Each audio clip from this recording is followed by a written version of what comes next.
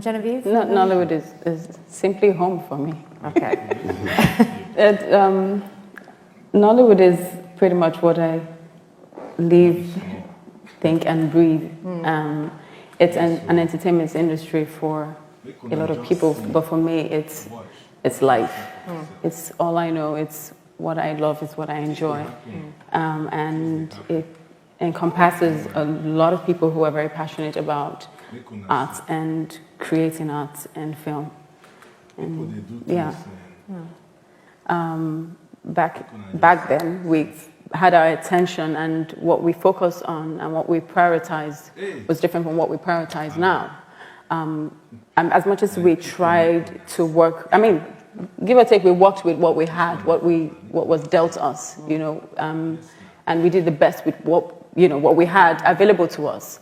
But now there's a greater focus in improving in the quality and the kind of films that we do, because we're the attention has kind of shifted to cinema. And so there's a different kind of quality that cinema attracts, especially if you are trying to fight issues like piracy.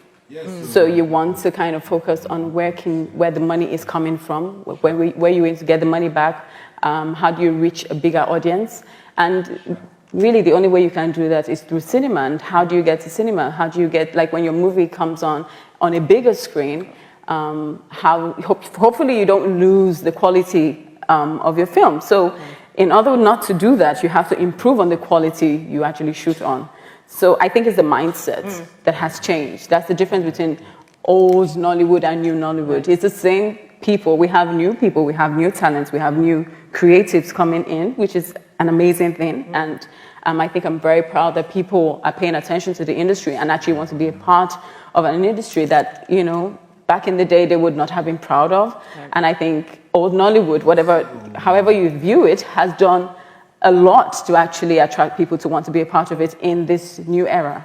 So I really think it's just the nuances and the aesthetics that has changed. Well, I mean, my mindset was completely different from when I started at 8. If I knew things were going to happen the way they're happening now, I probably wouldn't have started at 8. Because I was in Ripples, which was a mainstream soap opera that was really famous and very successful at the time. And it was just, I thought, you know, acting was a matter of going on screen and doing something you enjoy doing or something you feel you can do very easily. And I had a lot of practice in my little home that I built for myself with my lesson teacher's blackboard and my mom's very precious rappers. But you know, I had my friends, a group of them. I only found out later on that they were in my head. But it was. That's good to act with, maybe. Yeah, but I had a lot of practice. So watching people on TV, and I saw actors that I admired, and I thought, oh, this is so amazing. And then you're talking after them, and you're mimicking them, and you think you can do this, and then you go on set, and you're thinking, okay. So I remember my first day on set when I was 8, and I had gotten the part after the audition. So this was okay. We had done the rehearsal. We had, taken the lines, and it was time to act. Me and my 2 other little friends, and I was kind of waiting for everyone to leave so we could do what we do best and just kill this thing. And nothing happened. I'm like, well, guys, this is the real deal. This is not a drill. We have to work. The director, Zebeju, at the time, I remember he was like, we're not going anywhere. So it kind of occurred to me that I'd been practicing wrong, and I was supposed to have an audience, this bunch of people behind the camera. So I think I froze. Wow. So I've frozen in front of the camera because people are behind it. It takes a while to get out of that, and I started off a shy actor. Okay. But you were 8. It's okay. You're allowed to be shy. Trust me. And then I was 19, and it didn't change. Okay.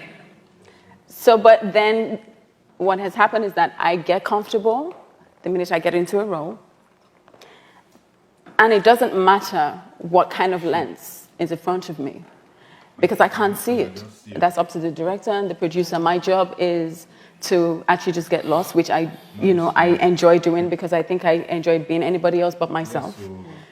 And that comes to me, really naturally because I feel at home. And I work with people who, especially directors, who are willing to be patient with you. And that was what I had back then. That's kind of different because I took a lot of directions. And I love to take orders. Don't take that wrongly. But I love to take orders from directors who, I like to be told what to do because I feel in that way I create a diversity, I create a difference. There's like if I take an idea from your head, it's different from an idea from his head, which will make me a better actor because I'm going to come out portraying two completely different characters because I'm pretty much bringing out ideas from two different people's heads. So I think that's the difference. Now, what's happening now is that people expect you to know everything because they think, oh, you have enough experience. You just act. What are you doing? Have you read the lines? Just act. But I still like being told what to do, and I'm kind of in that position where I still want to be 8 years old again and just let loose. So I'm kind of hoping that things get bigger in Nollywood. The sets get bigger, the cameras get bigger, the filters get, more refined, you know all the technical terms. But basically we work with a bigger project on a bigger set and, the opportunities are endless and just so that we can be babies again.